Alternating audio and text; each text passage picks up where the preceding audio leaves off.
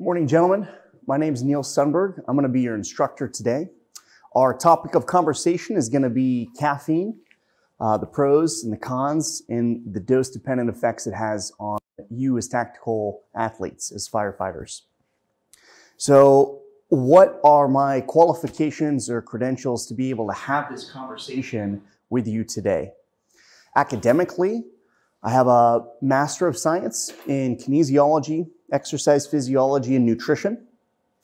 I have research that I have conducted for my thesis, specifically on the effects of sleep deprivation with firefighters and the effects on their stress biomarkers, which caffeine obviously plays a directly pertinent part in that sleep deprivation mitigation. Outside of academia, I have a personal background in the fire service. I served as a firefighter paramedic with Riverside County in a very house. Used to running a tremendous amount of calls. The 13th busiest station in the country and the single busiest transporting ambulance and second busiest engine. So again, very familiar with sleep deprivation, stress, and caffeine use. Prior to that, I did a number of seasons with BLM. I also worked for CAL FIRE in San Luis Obispo, and then prior to that, I worked in the United States Army as a sergeant, team leader, and infantryman in Baghdad, Mahmudiyah, and Abu Ghraib. Again, intimately familiar with stress, sleep deprivation, and caffeine use. So with that said, we'll just jump right into it.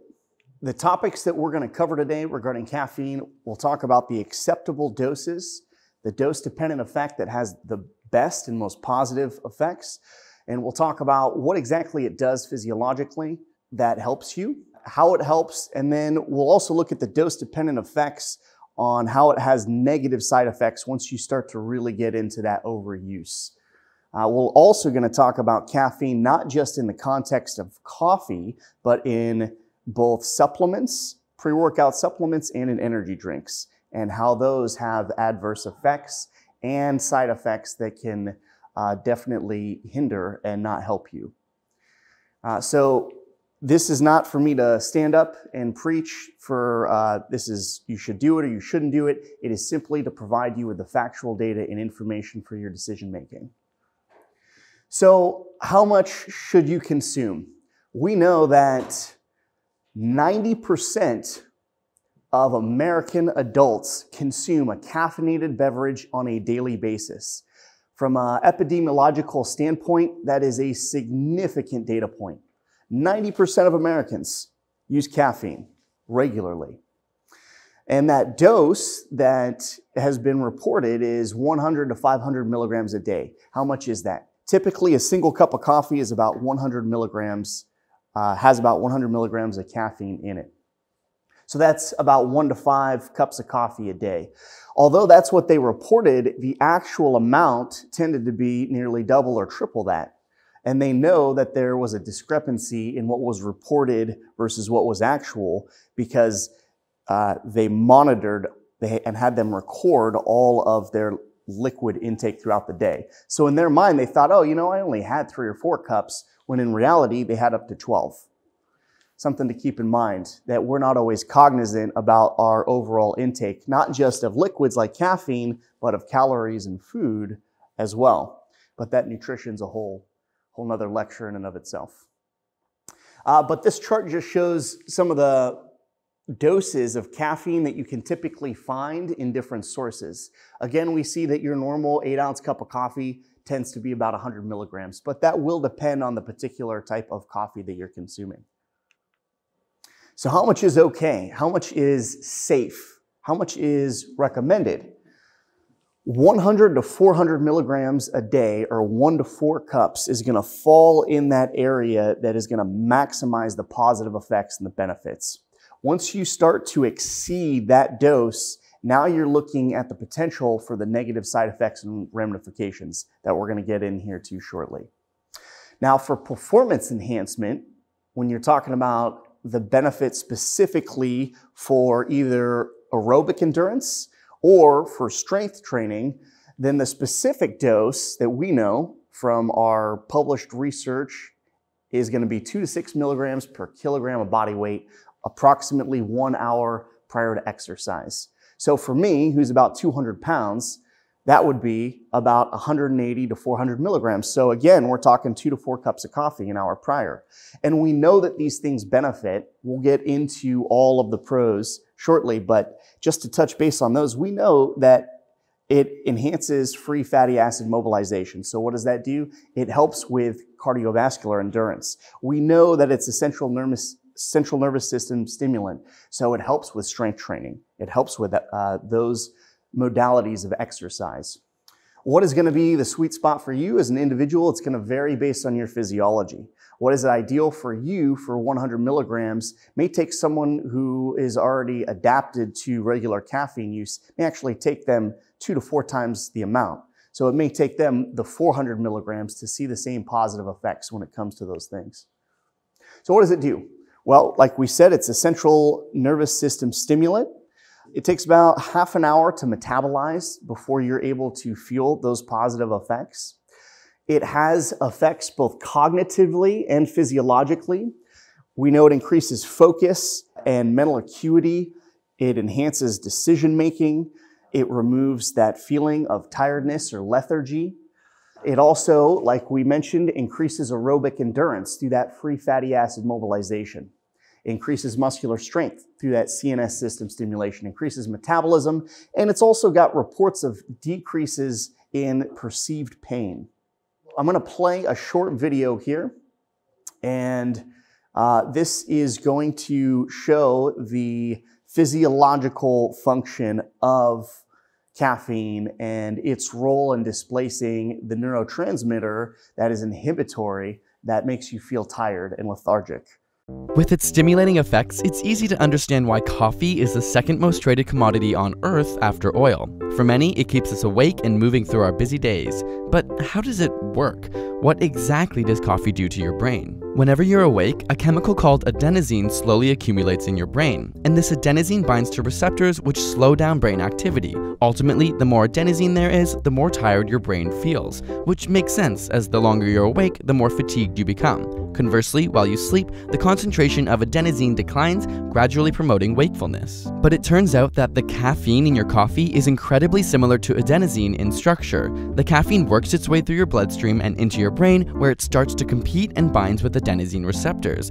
But because it's not adenosine, the sleepiness effect isn't felt. Adenosine can no longer bind, meaning its calming properties are diminished, which is great for you when you're feeling tired. However, with long-term use of caffeine, your brain responds by creating more adenosine receptors, which means more caffeine is required to elicit the same response. It also means that when you try to quit drinking coffee or miss your daily intake, you might experience some withdrawal symptoms and feel more tired than you would have before you ever drank coffee. But the caffeine doesn't stop there. It also stimulates the production of adrenaline, you know, the fight or flight hormone. This increases your heart rate, gets your blood pumping, and even opens up your airways. Furthermore, it affects dopamine levels by preventing its reabsorption in the brain, which makes you feel happy. In fact, this is the exact same thing that cocaine does, just to a lesser degree.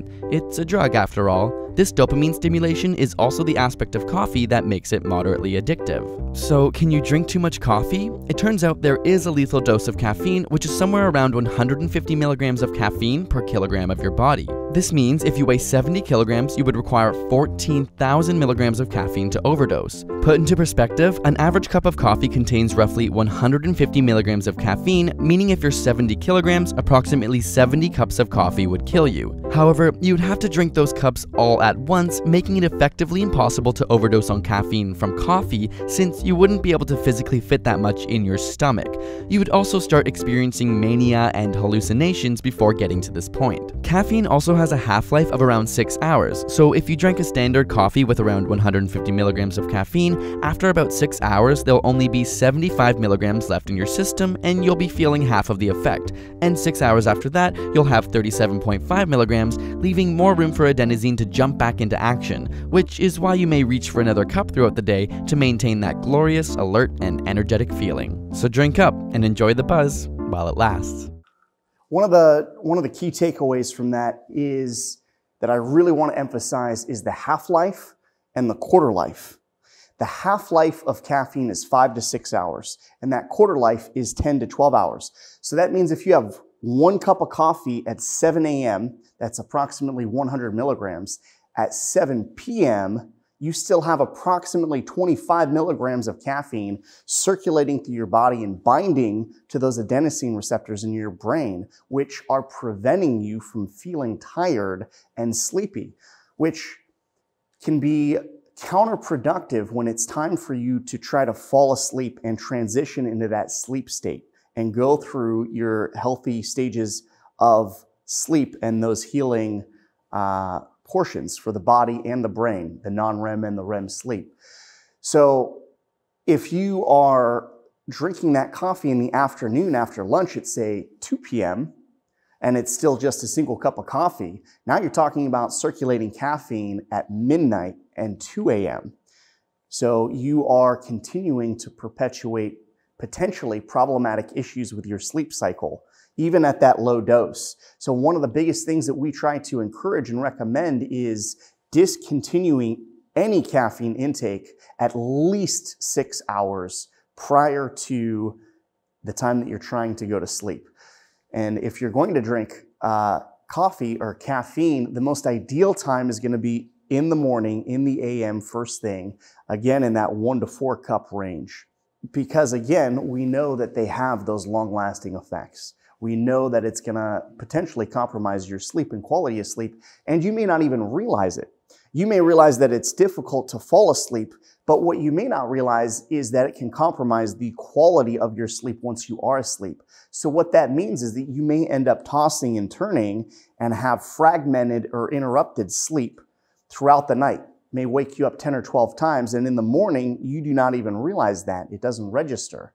But it has compromised that quality of sleep. So you feel tired, you feel lethargic, and the first thing that you do is you reach for that coffee, which perpetuates that cycle. And instead of 1 cup, now you're going to 2 cups, and so on and so forth. So that's what this is kind of looking at here, and that's what this particular research article looked at and addressed, is essentially, is that cycle, does it continue to propagate where it is problematic? And when you're getting that dose in the morning, is it able to fully counterbalance those negative effects and get the positive? And we know that getting that caffeine first thing in the morning absolutely is able to mitigate those things. It does. But if it's continued and it's perpetuated throughout the day, it becomes more of a problem and a hindrance than it does a help. And those problems are exacerbated continually. So again, we know it's got pros and cons. It can be a response to fatigue, but it can also be a cause. So if it is a cause of fatigue and it is compromising your quality of sleep and making it more difficult to fall asleep, then you can begin to suffer the effects of sleep deprivation. Well, what is sleep deprivation? We have an entire presentation in PowerPoint just on sleep deprivation, but I'll go over just a couple of these slides so that we're all on the same page in regards to the caffeine portion and the concept that we're talking about. So sleep deprivation is going to be anything where you're under the recommended amount of sleep as an adult, which for us is 7 to 9 hours. And specifically, once you get less than 6 is when you start to see some pretty significant physiological repercussions. So what are those repercussions? Cognitively, we're talking about reduced cognitive control, disruption of planning capacity, ethical misbehavior, increased risk-taking, altered leadership style, possibly reduced creativity. Societal processes, inability to recognize emotions and facial expressions, increased emotional reactivity, increase in motor and industrial accidents. Really physiologically, some of the things that we're talking about, we look up here and we see hypertension and we see tachycardia, and not just tachycardia, but cardiac arrhythmias in general and palpitations. And a lot of times those are directly tied to this guy, to cortisol. Well, what is cortisol? Cortisol is our stress hormone. And it's not only a stress hormone, it's also the most powerful glucocorticoid in your body.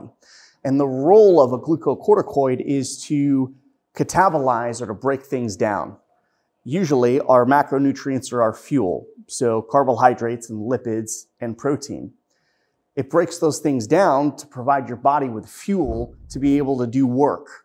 So in the morning, this cortisol has what's called a cortisol awakening response. It's the highest point in the day. and it's to provide your body with the fuel and energy to wake up. But when this cortisol is increased through stress and stressors, including sleep deprivation, or from critical calls like pediatric drownings, this goes through the roof, and it has a number of significant ramifications on your body, including what we talked about, hypertension and tachycardias and arrhythmias.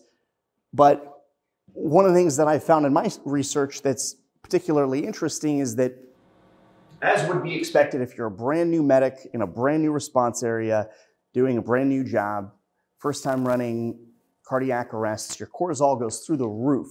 Your body is in a compensatory mechanism. So it is producing significant amounts of cortisol in response to these as a stress response in a normal manner. But what I found is that if you've been doing this job for 10, 20 plus years, you're a company officer, and you have the chronic exposure to sleep deprivation and to these traumatic and stressful calls, not to mention the stress just naturally associated outside of your professional life and your personal life, the cortisol actually does the opposite. It goes through the bottom of the floor. It drops. And think about it like a diabetic in a diabetic response.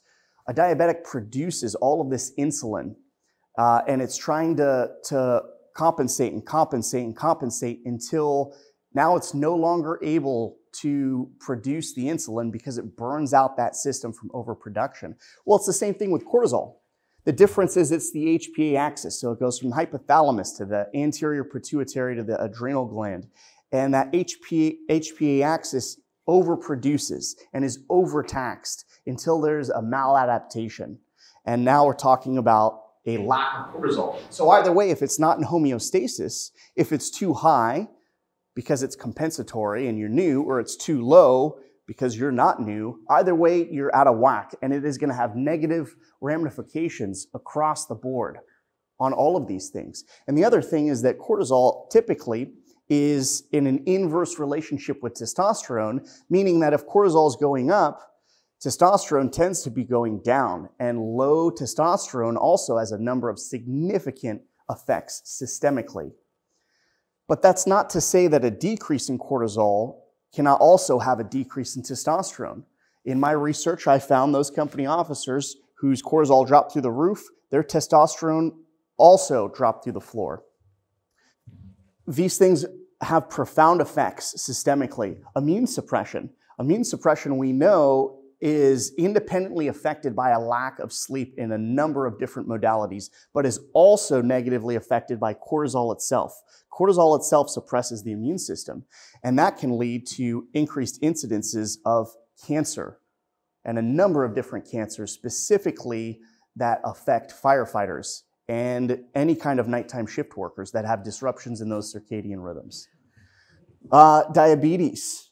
So if you are drinking coffee and you are eating food, basically if you're putting anything inside of your body that has a caloric intake during the nighttime, when you would normally be sleeping, during that normal sleep cycle, during a disrupted circadian rhythm, what we know is that melatonin actually has an effect and a role on your insulin receptors, so that even if you're fit and you're healthy and you're squared away, your body is responding like that of a type 2 diabetic, increasing your incidence and likelihood of getting diabetes, obesity, and all of those glucose tolerance disease etiologies that we're talking about.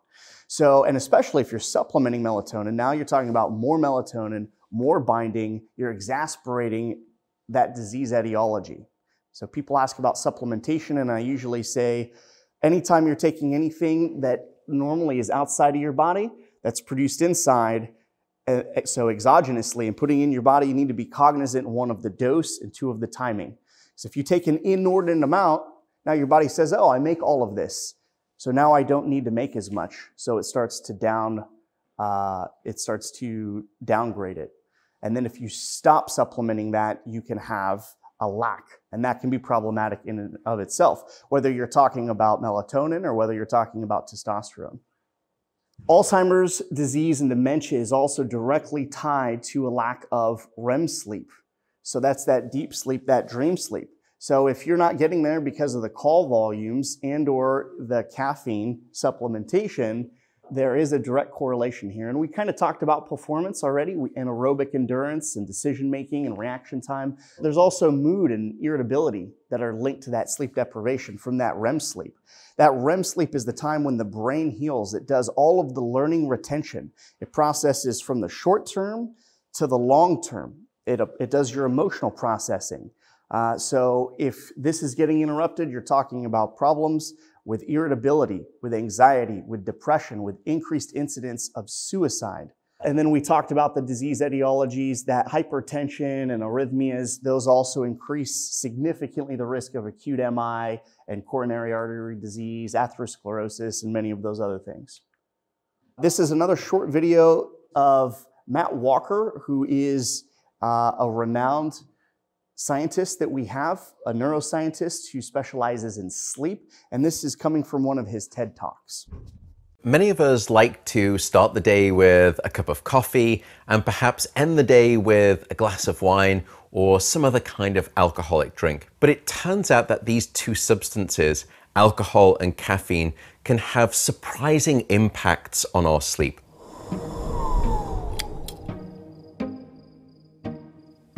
Let's start with caffeine.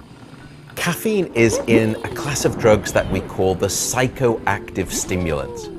And everyone knows that caffeine can make them more alert, it can wake them up. But there are at least two additional hidden features of caffeine that some people may not be aware of. The first is the duration of action of caffeine. Caffeine for the average adult will have what we call a half-life of about 5 to 6 hours. What that means is that after about 5 to 6 hours, 50% of that caffeine that you had is still circulating in your system. What that also means is that caffeine has a quarter life of about 10 to 12 hours. In other words, let's say that you have a cup of coffee at 2 p.m. in the evening. It could be that almost a quarter of that caffeine is still swirling around in your brain at midnight. And as a result, it can make it harder for an individual to fall asleep or even stay asleep soundly throughout the night. So that's the first feature of caffeine. The second issue with caffeine is that it can change the quality of your sleep. Now, some people will tell me that I'm one of those individuals who can have an espresso with dinner and I fall asleep fine and I can stay asleep.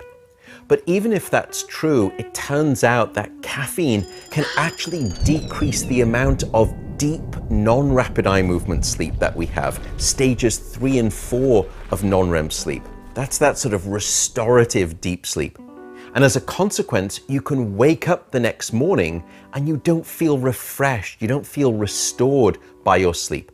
But you don't remember waking up, you don't remember struggling to fall asleep, so you don't make the connection. But nevertheless, you may then find yourself reaching for 2 cups of coffee in the morning to wake up rather than 1.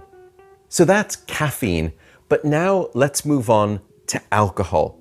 Because alcohol is perhaps one of the most misunderstood sleep aids out there.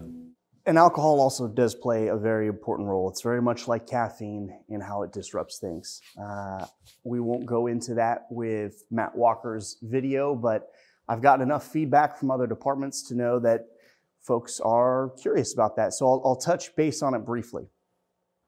How does alcohol impact your quality of sleep? Well, alcohol sedates you. It puts you in a sedated state. So you are not going through the normal stages and cycles of sleep of non-REM and REM. So it interrupts things like caffeine in the same manner that caffeine can. So if you're not having that time for the tissue repair and growth during the non-REM sleep healing process for the body, and then the brain healing process, then it's very problematic.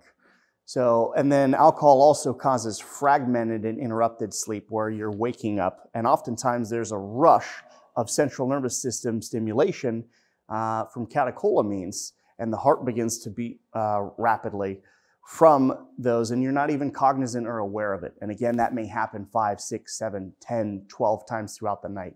And in the morning, there's no recollection of that.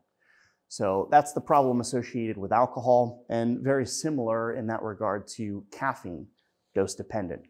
Now what we're looking at, this is just one particular study, Navy SEALs and sleep deprivation, and it just showed that the caffeine in a dose dependent of 1, 2, or 300 milligrams, the positive effects that it had on visual, vigilance, skin. So we're talking about situational awareness and attention to detail in a state of sleep deprivation. So being able to take and supplement this caffeine essentially improved their visual scanning, so target detection, reaction time, and their overall level of alertness, as well as motor learning and control and mitigation of that fatigue or lethargy or sleepiness in general. By the way, in all of these slides, you'll find the pertinent information to actually look at the research yourself if you're interested in delving into it a little bit further. We know that as soon as you get about 75 milligrams of caffeine, that's when you're starting to get those perks kick in of that increased focus and alertness and mental acuity. And we know it helps with some memory, it has antioxidants, can lower the risk of a number of disease etiologies when taken in these small doses. And we already talked about the endurance and strength performance and those modalities. And then the risks, we talked about insomnia, disrupted sleep. We talked about cortisol and testosterone. We talked about the anxiety and the depression, big part of that having to do with disrupted REM sleep. Headaches. The headaches can often be tied to the fact that coffee in general is a diuretic. So people are often micturating or urinating and not necessarily adequately hydrating or replacing that fluid loss with water, but drinking more coffee. Instead of drinking coffee by the cup in a busy house, people are often drinking it by the pot. And if you're not replacing that, then you get the headaches, you get the dehydration, you get the hypertension, you get the hyperglycemia, the tachycardia and the arrhythmias and palpitations. And another big one is the GI stress. That GI stress can manifest in a number of different methods, just from cramping or discomfort, bloating, to frequent bowel movements that can be very unpleasant. And people may wonder, what is a contributing factor? Well, the sleep deprivation itself can cause significant issues to the GI, but so can the caffeine in those high doses as well. So you can have multiple contributing factors that are synergistically affecting your body in a negative manner. So how can you use it to help you? How can you use it to maximize your performance on the job?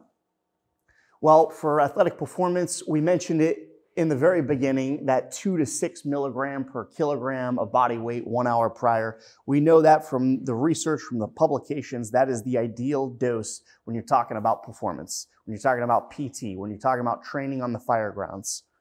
And then it talks about food and being able to make sure that you're getting actual energy and fuel from sources outside of just caffeine. You're supplementing that with healthy dose and balanced macronutrient intake overall, and other healthy habits and lifestyles.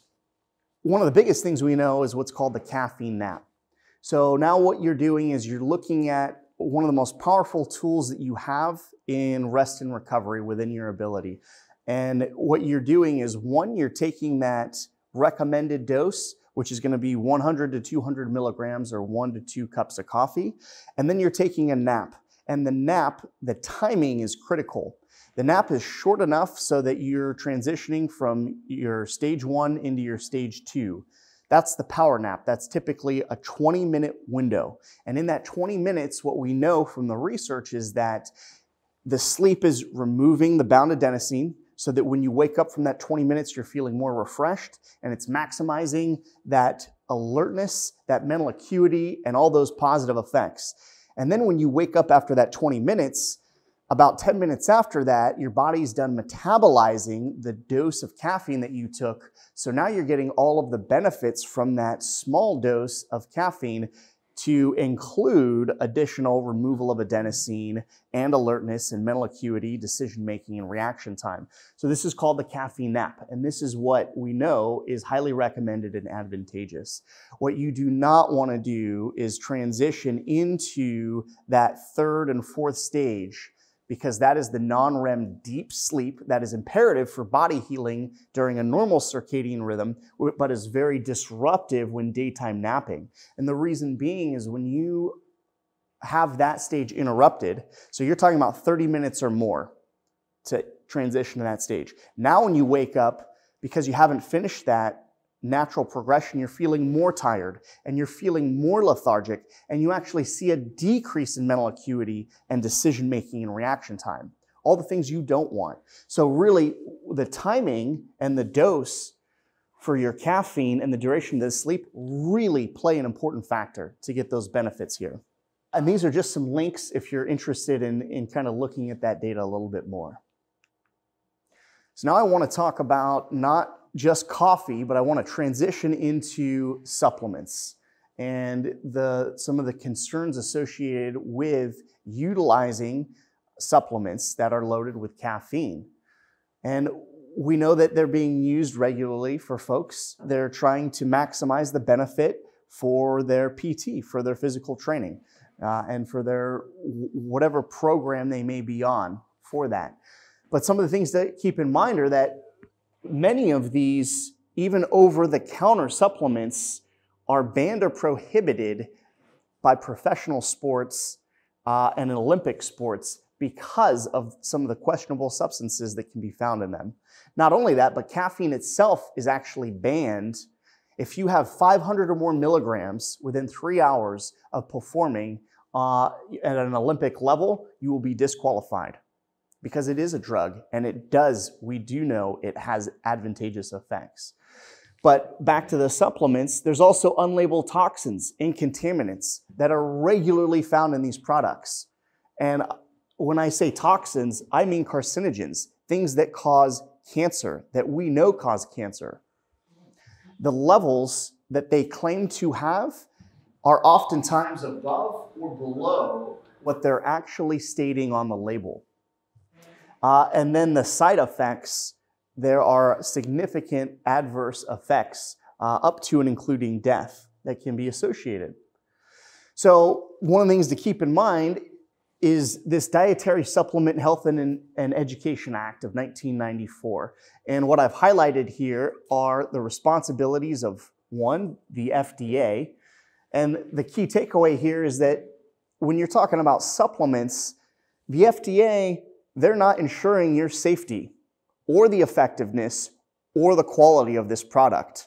They have nothing to do with how safe it is or whether or not it works. Zero take.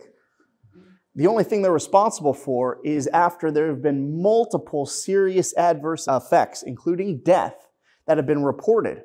And who is responsible for reporting this? The manufacturer.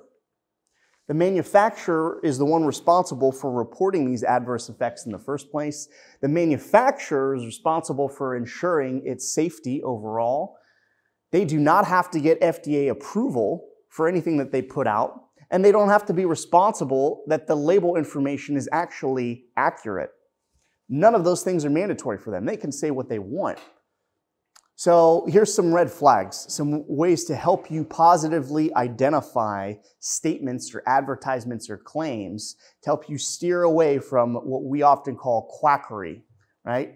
So if it's saying, hey, this supplement is going to guarantee you're going to lose weight, it's weight loss, it's going to enhance your sexual performance, your energy, it's guaranteed to build you muscle, right? These are often common claims. It has ingredients ending in -ol, diol, or -stine. Why? Because these are often precursors to testosterone.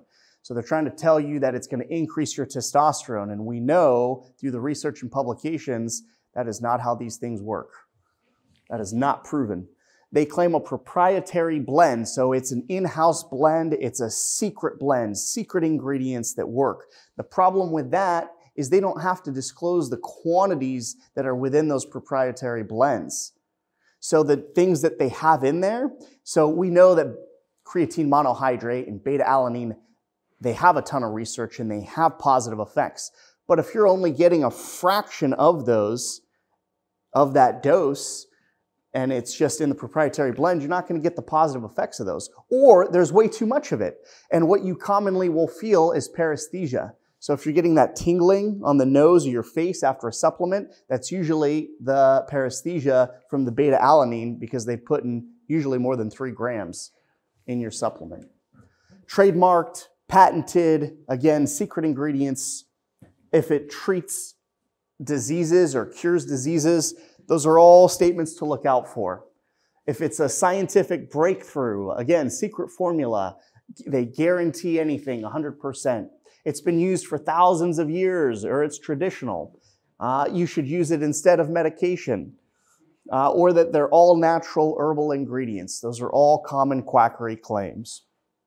Here's an example of one that I want to show, and one of the first things they say is, none of these statements have been evaluated by the FDA, but it's backed by science and it's proven. My favorite one here is it will tell you, consuming this product can expose you to chemicals including lead, which is known to the state of California to cause cancer and birth defects or other harm. So now it's telling you that this product may even have lead in it.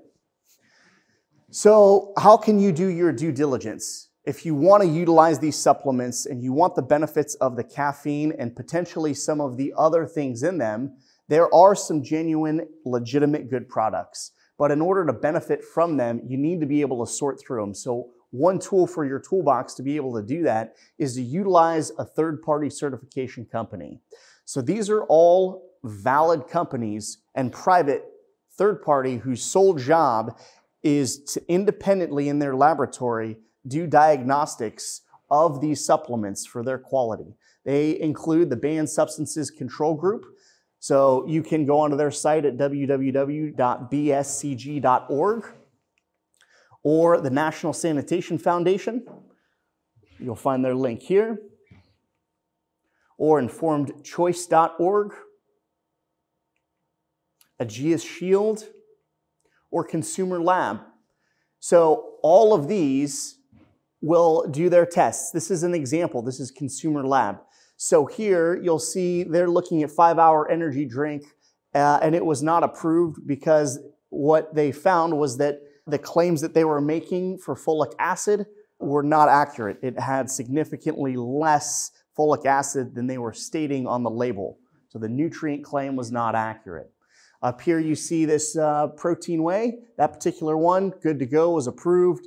Down here, this Nature's Plus was not approved because it actually had more sugar and more carbohydrates and thus more calories than it actually claimed by an additional 26 or more.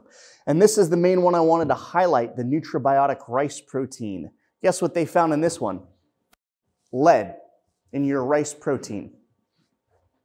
So those are third-party resources. If you're wondering about the validity or the quality of your supplement, you can look at any of those websites and then you can try to search for the supplement that you're trying to utilize and see if it's past their rigorous standards. Now I want to talk about energy drinks because these are also very common in the firehouse today. One of the biggest concerns is the dose of caffeine that we see with these can be 2, 3, or even higher times the content of caffeine compared to coffee. And the biggest issue, the interaction of the different ingredients can be very harmful in and of themselves. And they fall under that dietary supplement, which we know the FDA does not regulate. Some of the biggest effects, the dehydration, the hypertension, and the arrhythmias, those are all there with the energy drinks, but exasperated more so. So these are some of the side effects that are specific to the different ingredients. We've got the caffeine with the tachycardia, palpitations, hypokalemia, hallucinations, seizures. We've got carnitine, nausea, vomiting, diarrhea, seizures. The ginseng, diarrhea, headache, irritability. So a number of them have GI issues. And then the yohimbine with the hypo or hypertension and the tachycardia. Some of them are generally recognized as safe, like taurine. But a lot of them have their own issues and problems associated with them. And then when you combine them, it becomes more problematic. So what do I mean by problematic? I mean adverse effects. And those adverse effects, for instance, in Germany, since 2002, liver damage, kidney failure, respiratory disorders, seizures, tachycardia, hypertension, heart failure, and death. You say, well, what do you mean respiratory disorders? Well, if they have an allergic reaction to the ingredients, they go into anaphylactic shock, angioedema, so on and so forth. But the biggest ones are the tachycardias and the arrhythmias and the death. In Ireland, Poison Control reported 17 adverse events, including death, between 1999 and 2005. New Zealand reported 20 adverse events in that 2005 to 2009 timeframe. In the United States, we have similar, if not worse, data. We have a 14-year-old female who died after a cardiac arrhythmia due to caffeine toxicity. She had 2 Monster energy drinks, 2. And when you're talking about pediatrics, a lot of them may not realize that they have underlying arrhythmias, pre-existing arrhythmias, that are then exacerbated to a dangerous level that can be fatal by consumption of this. Even that level, that quantity of caffeine can be fatal. 2004, you have 37 adverse events since that time frame, including 6 deaths in the United States, directly linked to energy drink consumption. So what is one of the things that you can do to help be cognizant of your quality of sleep and to monitor your sleep and potentially whether or not your caffeine intake is negatively affecting it? Well, in this day and age, we have technology, and we have some pretty outstanding technology at that. So the Oura Ring, this started out in the military and special operations and then professional athletes. And now what we're trying to do is have this conversation and bring this awareness to you guys as firefighters, as our public servants. So every member of the NBA wears one of these, every member of the UFC wears one of these, and what they do is they measure over 30 data points, including how long it took to fall asleep, the quality of sleep, how long you were in REM sleep, if you ever got into REM sleep on your shift, and your core temp and heart rate variability and all of these fantastic things. So what we currently have the ability to do is to tie all of this data that's collected, if you have one of these rings, into our Smartabase application. So if you're utilizing our Smartabase, you can look at all of your own individual data, and it will give you a recovery score. And that recovery score can be used as a tool for company officers or for individuals to say, okay, day 1, I'm at 99%. That's a great time to get after it, to throw ladders, to pull hose, and to train hard.